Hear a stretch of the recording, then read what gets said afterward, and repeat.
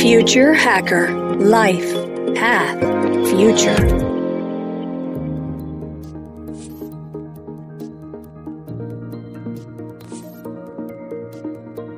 Hi, everybody. Welcome back to Future Hacker. I'm your host, Maria Taiji, and we're talking to Cara Shortsleeve. We've been talking a lot about, leadership and the skills of the future for both the leaders and the companies, and how to embrace a diverse culture. And Cara was just telling me offline that she has this really interesting case study about the Challenger disaster. So, Cara, could you please indulge us with this case?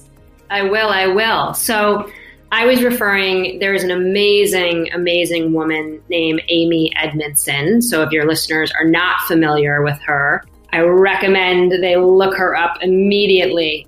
But she is a professor at Harvard Business School who I have long admired. And she's best known for really having coined the concept of psychological safety in the business setting. So the idea that she so artfully writes about is that you need safe environments in order to hear the important voices that might alert you to either the next best idea or the problem, with something that you have. And so she has a bunch of great cases that I would recommend you look at.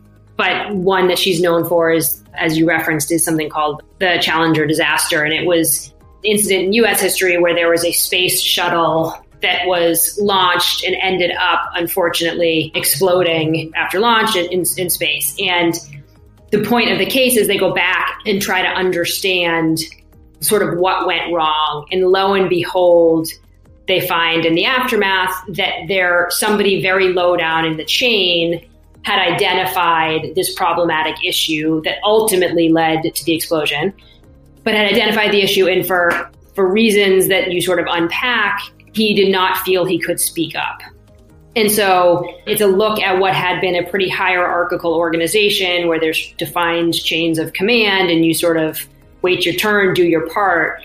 And the idea was, in high stakes environments, you never know who's going to have that critical piece of information. You never know who it's going to be. So you need to find a way to enable all voices to weigh in.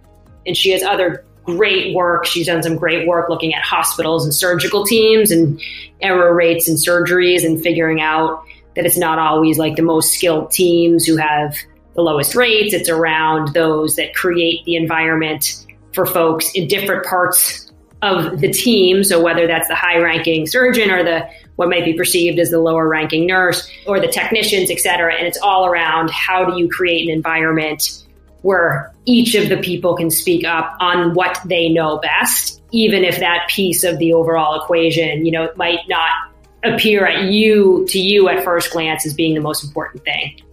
So anyway, I highly recommend Amy's work. She's got a book called The Fearless Organization that is all around really putting this to work in your organization and how do you create conditions for everybody to contribute and to share what they know in their area of expertise. That's great. I'll definitely check out this book. Let's move to ESG. We can't talk about leadership without getting into that subject, right, Cara? So how companies will need to adapt and make a positive impact in the world for this very demanding future generation of consumers? It's not only people that need to get prepared for the future, but also leadership will have to act differently. Do you see this movement happening, and do you believe it to be the future relationship between employees, companies, and their relationship with society? Yeah, I'm a huge believer that ESG is here to stay. So, I think to me, this is the short answer. It's like ESG is important. Yes, I think it's going to be continuing to increase in importance over time.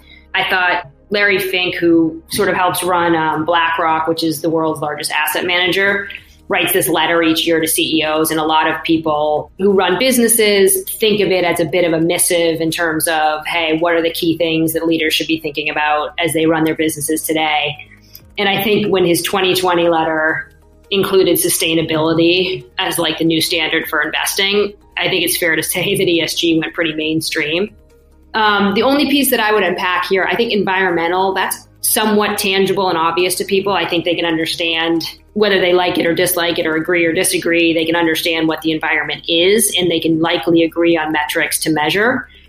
I think social is a really interesting one. I think social can be harder to measure, but I think if 2020 taught us anything with the huge health implications of the global pandemic, at least in the US, there was a lot of social unrest related to social injustice with the murder of a US citizen named George Floyd.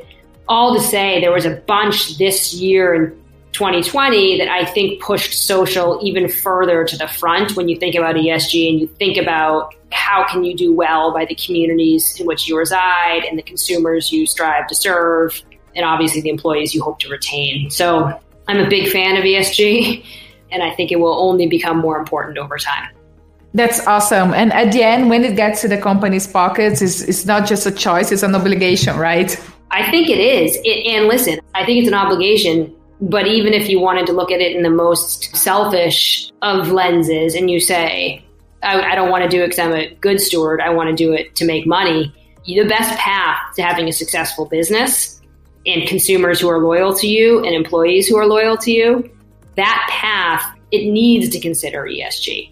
And so even if a company doesn't necessarily perceive that they care about it innately, I think there is enough proof that employees who become increasingly important, the human capital cares, as do consumers. And consumers will take a stand if they see you on the wrong side of history on a lot of these topics. So as I say, I work in inclusion and diversity, and I always hope people evolve and change because it's the right thing to do. But even if they do it because they think they need to, it's happening. You got to evolve whether you want to or whether you just know for good business and to make your bottom line, you're going to need to. Yeah, exactly. Cara, let's play a bit with the imagination. What does the leader of the future look like? But, let's think about 30 years from now. I'll throw some adjectives or terms maybe. I think a learner. As I said at the top of the call, I just cannot underscore enough how much I think a learning mentality is going to matter. The world is just changing so fast, and that's only going to get faster as the world gets smaller and better connected. So I think a growth mindset and that being a learner is going to be absolutely imperative. I also think hand in hand with that is resilience. Things have changed so fast. Problems come at you so quickly. With the world being as interconnected, with financial markets being so connected, with consumer goods and markets being connected, and supply chains being so connected, I just think the ability to rebound and to react positively when adversity comes your way or react with creativity, that resilience, I think, is going to be incredibly important. So I think being a learner, being resilient, and then the one I would put in that perhaps was least relevant in days gone by would be empathy.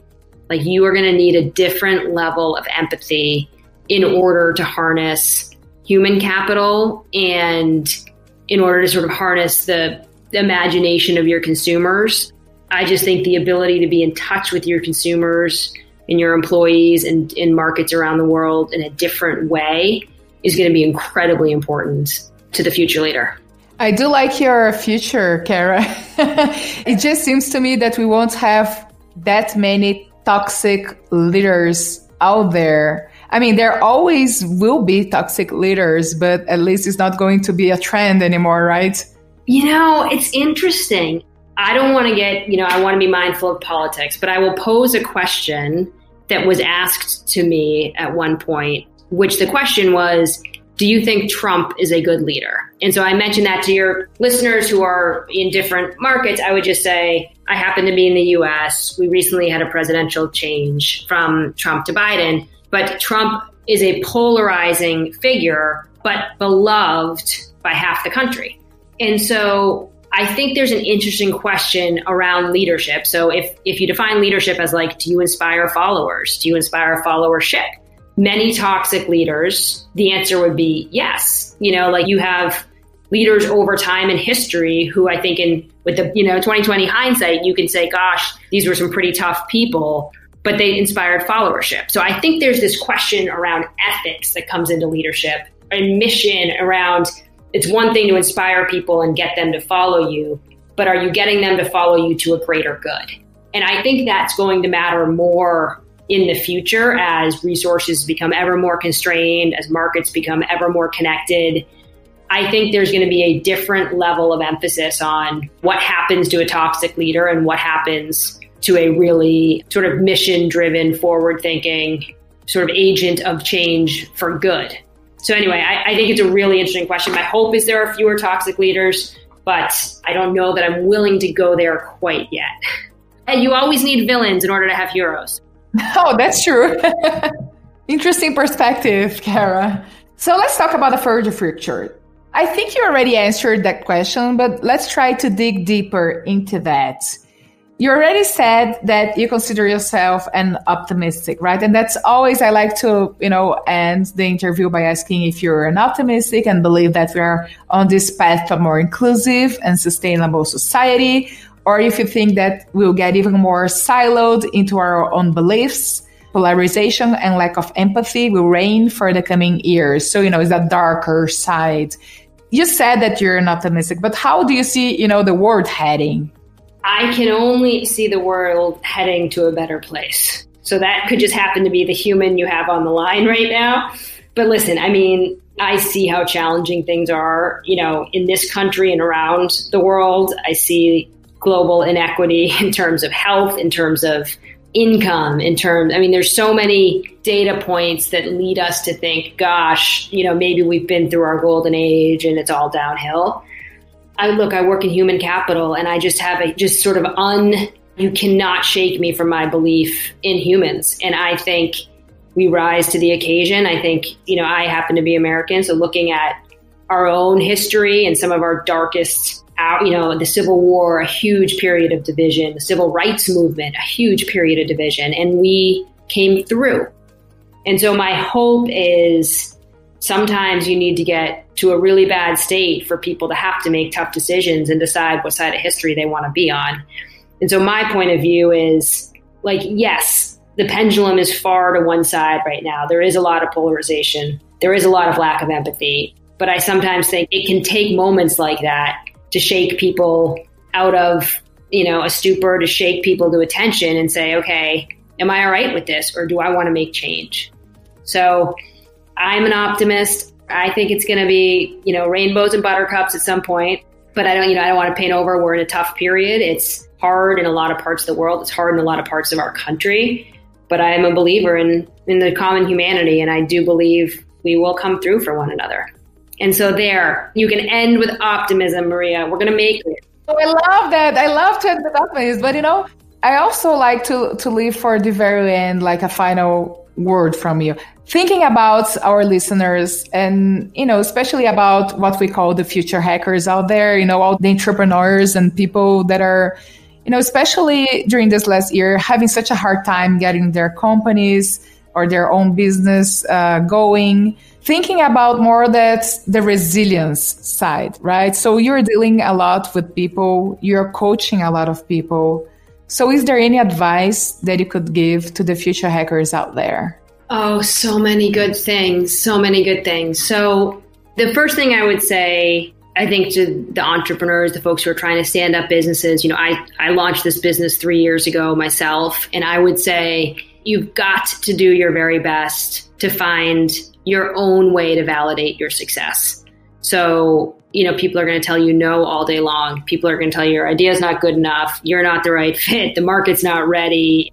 And you've just got to remember, if you think there's a reason to do it, you do it till you don't love it anymore. And if you don't love it and you've lost the passion, there's no shame in putting it aside.